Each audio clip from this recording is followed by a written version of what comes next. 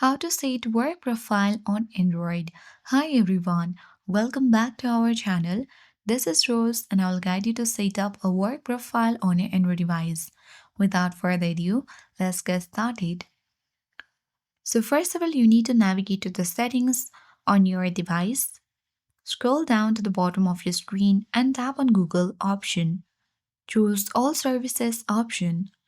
Scroll down and look for set up your work profile option.